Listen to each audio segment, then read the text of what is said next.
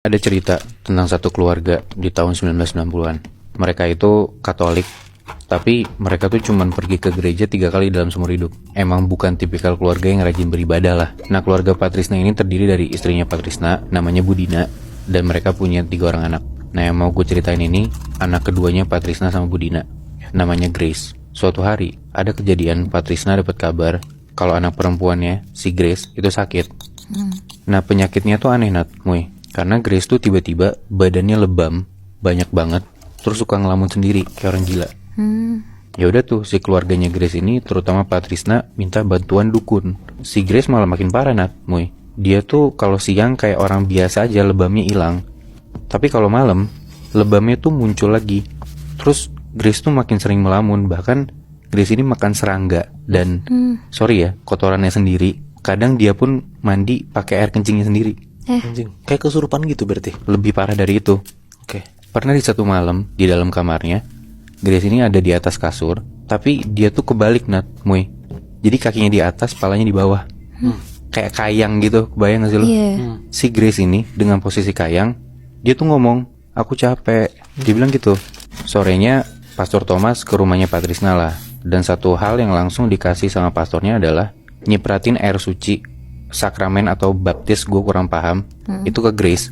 Dan tiba-tiba si Grace ini teriak dan ngomong, "Kamu anak pelacur," ke pastornya. Anjing.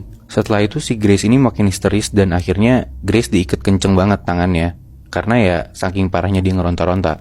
Nah, tapi pastor ini ngasih solusi kalau dia tuh kenal sama pastor yang khusus untuk nanganin kasus eksorsis ini. Sebutlah namanya Pastor Dennis. Singkat cerita, 2 hari kemudian Pastor Dennis datang ke rumah Patrisna dan langsung ngelakuin eksorsisnya itu. Gak pakai lama, dia masuk ke kamarnya Grace, dan hal pertama yang terjadi setelah Pastor Dennis mulai eksorsisnya, Grace ini badannya jadi bau busuk banget. Dan di posisi terikat dengan tali gitu, dari badannya Grace nih keluar lendir, Dari kulitnya Grace tuh keluar lendir yang bau amis banget. Dan itu sampai kasurnya Grace tuh basah dan bau, bener-bener bau amis. Dari situ Pastor Dennis tuh tahu Grace tuh sebenarnya dimasukin makhluk apa. Singkat cerita, proses eksorsis selesai di hari itu, dan Grace tuh kelihatan dari raut mukanya udah mulai membaik. Tapi badannya Grace tuh udah hancur banget.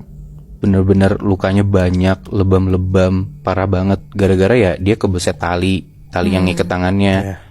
Tapi walaupun membaik, gak bisa dibilang eksorsismenya berhasil. Pokoknya sampai berhari-hari proses ini tuh berjalan. Grace dieksorsis berhari-hari, berkali-kali pun. Dan bahkan di terakhir kali dia dieksorsis itu, kejadian terparahnya, kepalanya Grace ini sampai muter 180 derajat ke belakang. Tulang-tulangnya sampai patah dan akhirnya Grace meninggal. Anjing.